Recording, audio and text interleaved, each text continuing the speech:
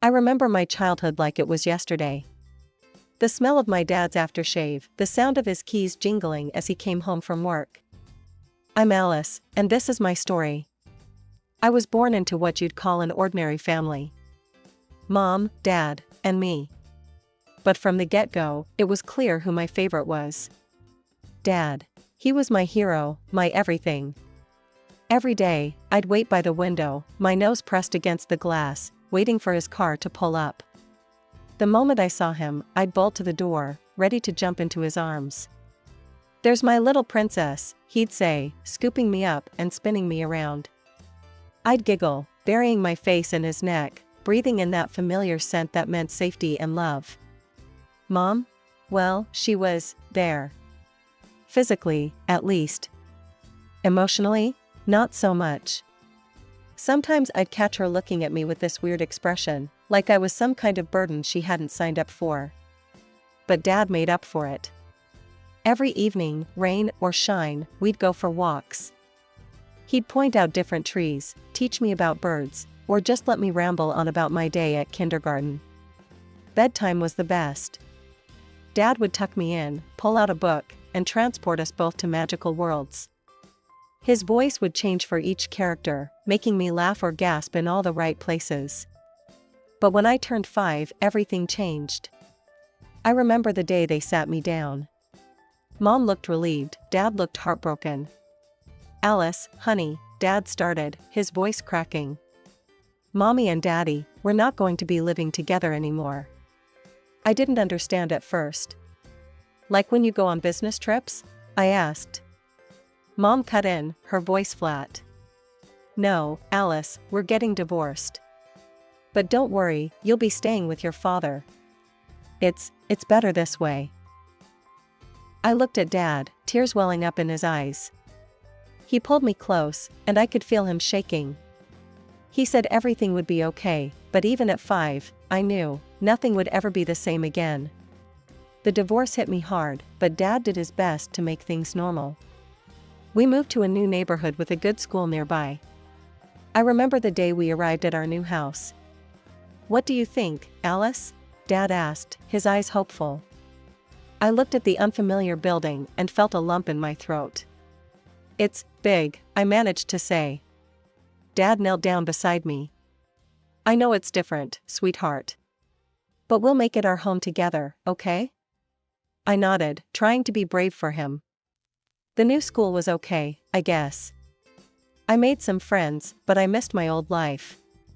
Dad tried to keep our routines, walks in the evening, bedtime stories, but something had changed. There was a sadness in his eyes that hadn't been there before. Mom?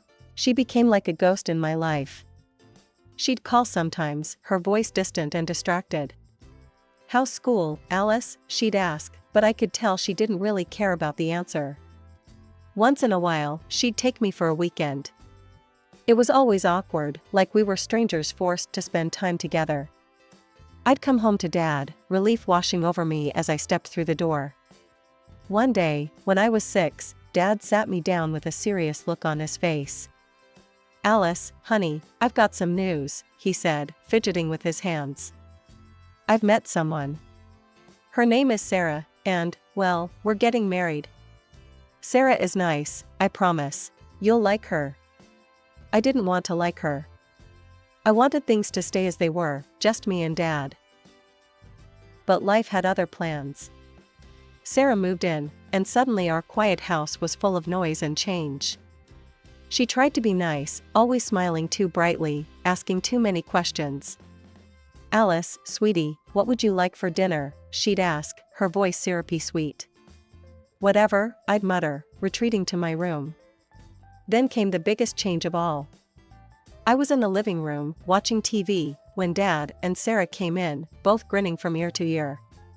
"Alice, we have wonderful news," Sarah gushed. "You're going to be a big sister." I looked at Dad, hoping to see some sign that this was a joke. But he was beaming, his hand on Sarah's stomach. "Isn't it great, princess?" he said. "You'll have a little brother or sister to play with." I forced a smile, but inside, I felt like screaming. A baby? How could he do this? Didn't he love me enough? Months passed, and Sarah's belly grew bigger. Dad spent more and more time fussing over her, buying baby things, talking about names. I felt like I was fading into the background. The day the baby was born, I was left with a neighbor. When Dad finally came to get me, he looked exhausted but happy. "Come meet your baby brother, Alice," he said. At the hospital, I peered into the crib at the tiny, red-faced bundle. I looked at the baby, then at Dad, who was gazing at his new son with such love it made my heart hurt. Life changed fast after Tommy was born. Dad was completely wrapped up in his new family, and I felt like I was fading into the background. The walks, the bedtime stories, the special moments, they all disappeared, replaced by diaper changes and late-night feedings. Sarah, my stepmother, barely hid her annoyance with me. I'd catch her giving me these looks, like I was some unwanted houseguest who'd overstayed my welcome. One day, I overheard her talking to Dad in the kitchen. "John, why don't we see if Alice's mother wants her back? It might be better for everyone." I felt like I'd been punched in the gut. Dad's voice was sharp when he replied, "Absolutely not. Alice is my daughter, and this is her home. I expect you to treat her like your own." After that, Sarah was careful not to say anything outright mean to me, but the damage was done. I knew where I stood in her eyes, a burden, an obstacle to her perfect little family. As the years went by, I learned to fend for myself. Dad was always busy with Tommy, teaching him to walk, to talk, attending his little league games. I grew up in the shadows, becoming fiercely independent out of necessity. High school graduation came and went. Dad, true to his word, paid for my college tuition. "It's from the money your mom's been sending all these years," he explained. "I've been saving it for your education." I was surprised. I'd assumed Mom had just disappeared from my life completely. But I was grateful for the chance to get away, to start fresh in a new city. College flew by. I threw myself into my studies, determined to make something of myself. I graduated with a degree in financial management, feeling proud and accomplished. But when I returned home, reality hit me like a ton of bricks. The house felt different, smaller somehow. Sarah greeted me with a tight smile. "Oh, Alice, you're back. We weren't expecting you so soon." I lugged my bags upstairs, only to find my childhood bedroom completely transformed. Where my bed used to be, there was now a treadmill. My desk had been replaced by a huge TV and gaming console. The walls, once covered in my posters, were now bare. "Tommy needed a rec room," Sarah explained, not even trying to sound apologetic. "You can sleep on the couch in the living room. It's just temporary, right?" I stood there, staring at the stranger my room had become, feeling more out of place than ever. "Right," I mumbled. "Temporary." The job search was tough, but I finally landed an entry-level position at a local firm. The pay wasn't great, but it was a start. Every night, I'd scour apartment listings, looking for something, anything, I could afford. "Maybe you could find a roommate," Dad suggested one evening, in a rare moment of attention. "Split the rent?" I nodded, adding another search parameter to my list. But decent, affordable apartments with potential roommates were hard to come by. So, I stayed. Every morning, I'd wake up on that uncomfortable couch, tiptoe around Tommy's toys scattered across the living room floor, and head to work. Every evening, I'd come back to Sarah's cold stares and Dad's distracted nods. Months dragged on, and I was still stuck in limbo, sleeping on the couch and searching for a way out. Tommy had started high school, and suddenly the house was abuzz with excitement, but not for me. "John, darling," Sarah cooed one evening, her voice sickly sweet. "Don't you think Tommy needs a car? All his friends are driving now." I nearly choked on my dinner. Tommy was barely 15, for crying out loud. Dad, ever the pushover when it came to his precious son, nodded. "You're right, honey. We'll go car shopping this weekend." And just like that, Tommy got a shiny new car. Never mind that he couldn't legally drive it yet. I bit my tongue, trying to swallow the bitterness rising in my throat. My birthday rolled around a few weeks later. For once, I decided to ask for something. I approached Dad cautiously. "Hey, Dad? I was wondering, could I maybe get a laptop for my birthday? I could pick up some freelance work online, make some extra money." Before Dad could respond, Sarah swooped in, her face twisted with anger. "A laptop? Are you serious, Alice? You're already living here rent-free, eating our food, and now you want more?" Her voice dripped with venom. "You're nothing but a money-grubbing freeloader." I stood there, shocked into silence, as she continued her tirade. "Have you no shame? Your father just paid for your entire college education, and here you are, asking for more expensive gifts." She was on a roll now, tears springing to her eyes in a dramatic display. What about Tommy's future? At this rate, he'll never be able to go to college, because his greedy sister is bleeding us dry. "Sarah, that's enough." Dad's voice cut through her performance. "We have a separate account for Tommy's college fund. It's all taken care of, so please, calm down."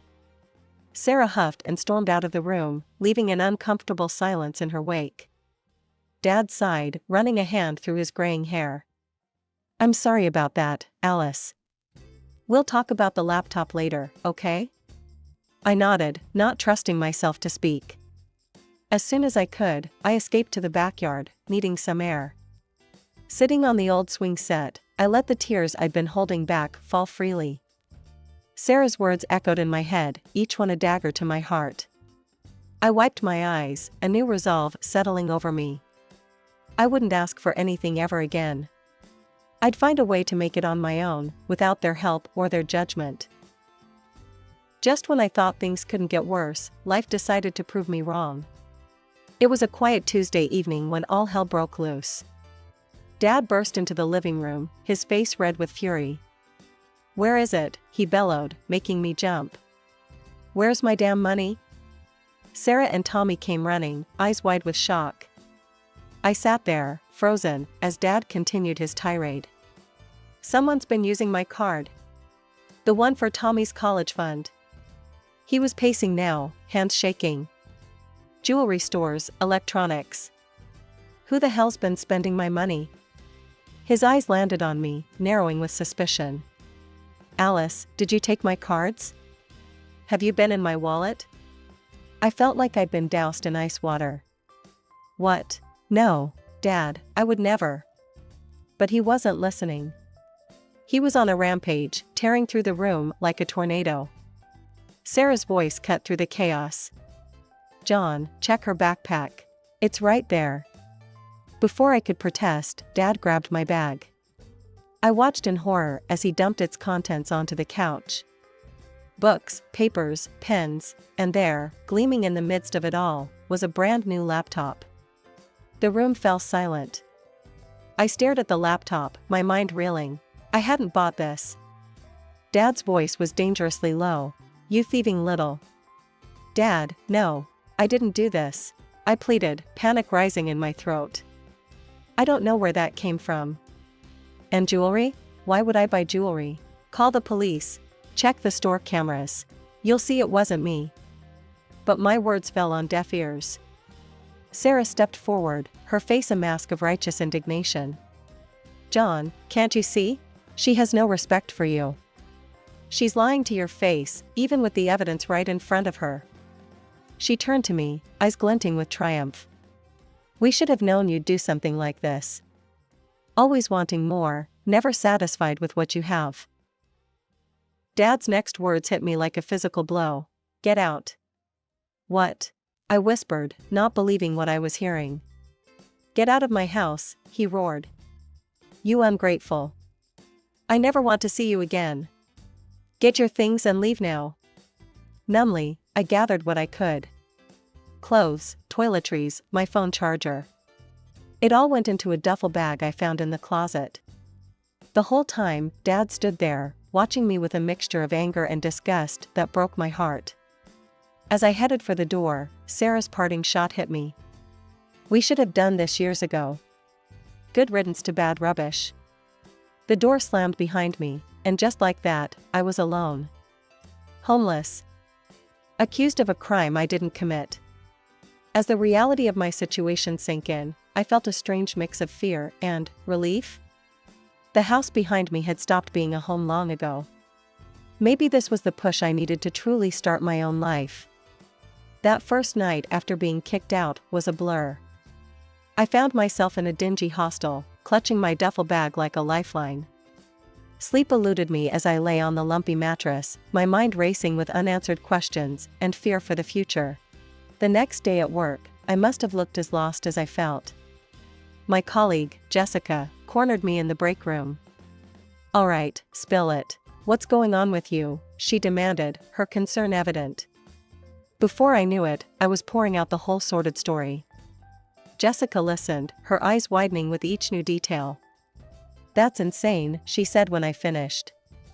Then, without missing a beat, "Move in with me. I've been looking for a roommate anyway. We can split the rent. It'll be perfect." And just like that, I had a lifeline. I moved in with Jessica that weekend, grateful beyond words for her kindness. 2 years passed in a whirlwind.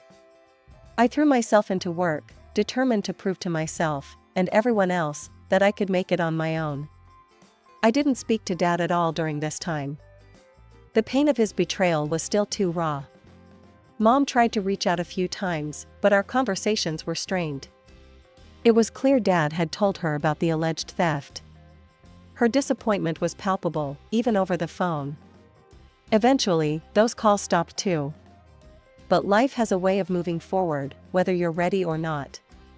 I got promoted at work, started earning enough to consider my own place. I picked up new hobbies, yoga, painting, anything to keep my mind occupied. I even started dating again, though nothing serious. Finally, I took the plunge and rented my own apartment. It was small, but it was mine. No judgmental stares, no walking on eggshells. Just peace and independence. I was just settling into my new routine when the unexpected happened. There was a knock at my door one Saturday afternoon. I opened it, and there stood Dad. He looked older, more haggard than I remembered. His eyes were red-rimmed, like he'd been crying. "Can I come in?" he choked out. "Your mother gave me the address. Alice, I need to talk to you." I stood there, arms crossed, waiting. Part of me wanted to scream at him, to throw him out like he'd done to me. But another part, a part one thought I'd buried, wanted desperately to hear what he had to say. Dad took a deep breath. "I found out what really happened 2 years ago," he began, his voice shaking. It wasn't you. It was Sarah." I felt like the floor had dropped out from under me. "What?" He nodded, tears welling up in his eyes. "She framed you. She's the one who took my credit cards, who bought all that stuff. I found jewelry, clothes, all hidden away in her things. Price tags still on them and everything." I sank onto the couch, my legs suddenly unable to support me. Dad's words washed over me, each one a mix of vindication and reopened wounds.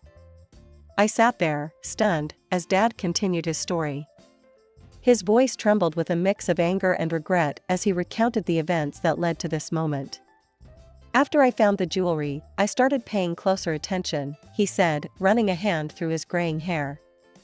"One night, I caught Sarah red-handed, going through my wallet. She was taking my credit cards, Alice. I felt a lump form in my throat. All this time, I'd been right. But the vindication tasted bitter." Dad went on, his words tumbling out faster now. "I confronted her, and it all came spilling out. She's been shopping compulsively for years. At first, she said it was all for Tommy. But now? She's maxed out credit cards, taken out loans, all for stuff we don't need." I shook my head, disbelief warring with a perverse sense of satisfaction. "And the laptop? The one you found in my bag?" Dad's face crumpled. "She planted it there. Bought it with my card and slipped it into your things. God, Alice, I'm so sorry. I should have believed you." The apology hung in the air between us, heavy and insufficient. I told her she needed help, Dad continued. Begged her to see a therapist to get treatment for her shopping addiction. But she refused. Said there was nothing wrong with her. I could picture it, Sarah, defiant and unapologetic. Just like she'd been the day they kicked me out. And then, Dad's voice dropped to a near whisper, she said she was right to frame you. That she'd do it again if she had the chance. The room seemed to tilt. I gripped the edge of the couch, steadying myself. That was it for me, Dad said. I filed for divorce the next day. Kicked her out of the house. I couldn't live with someone who'd hurt my daughter like that. He looked at me then, his eyes pleading. Alice, I know I don't deserve it, but please, can you forgive me? I was blind, and stupid, and I hurt you so badly. I'm so sorry. I stared at him, this man who had once been my hero. The father who'd read me bedtime stories and taught me to ride a bike. The same father who'd thrown me out without a second thought, who'd believed the worst of me so easily.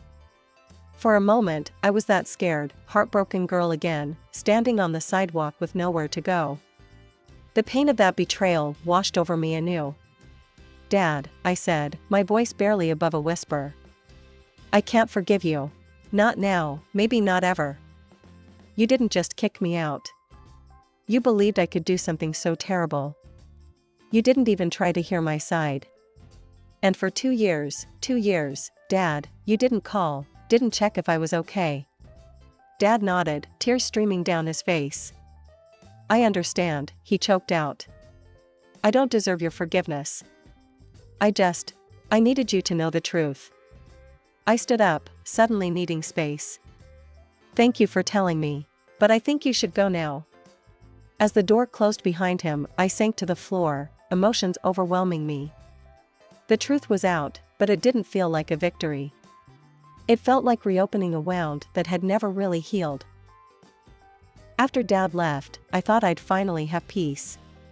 But life had other plans. My phone started ringing incessantly, Mom, trying to play peacemaker. Alice, honey, she'd plead, your father is truly sorry. Can't you find it in your heart to forgive him? Each call left me more frustrated than the last. Mom, please. I'm not ready. I don't know if I'll ever be ready. But she wouldn't let up. One evening, I opened my door to find both my parents standing there. What are you doing here? I demanded, anger bubbling up inside me. Mom pushed past me into the apartment, Dad trailing behind looking sheepish. Alice, this has gone on long enough, she started, her voice stern. Your father made a mistake, but he's apologized. You have no right to hold this grudge. Think of all the good things he's done for you. I couldn't believe what I was hearing. No right? He kicked me out. He believed I was a thief. Where was all this support when I was sleeping on a friend's couch, trying to rebuild my life? Mom opened her mouth to argue, but I cut her off. No, I'm done. Both of you, please leave. And don't come back. If you keep pushing this, I'll get a restraining order. I mean it. The shock on their faces would have been comical if the situation wasn't so painful. Mom looked like she wanted to yell, but Dad put a hand on her arm. We understand, Alice, he said quietly. We'll go, but I'll be here when you're ready. If you're ever ready. As the door closed behind them, I felt a mix of relief and exhaustion. I sank onto my couch, desperate for some peace to heal. Weeks passed. Life went on. I threw myself into work, finding solace in the mundane routine of everyday life. One day, while grabbing coffee, I spotted a familiar face, Sarah, my ex-stepmother. She was leaving a casino, phone pressed to her ear. I know I owe you, I overheard her say, but I'm sure I'll win it back this time. Just need a little more time. I ducked out of sight, a mix of pity and satisfaction washing over me. Her actions had cost her everything, yet she was still in denial. Tommy, my stepbrother, occasionally sent me text messages. Short, awkward exchanges that never went deep. He was in college now, trying to forge his own path. Like me, he seemed to be keeping his distance from the family drama. Months turned into a year. I met someone, Mark. Kind, funny, understanding Mark. As our relationship grew serious, he asked about my family. I told him everything. Wow, he said, holding me close. You've been through so much. Whatever you decide about your parents, I'm here for you. Now, as I sit here twirling the engagement ring on my finger, I'm faced with a decision I never thought I'd have to make.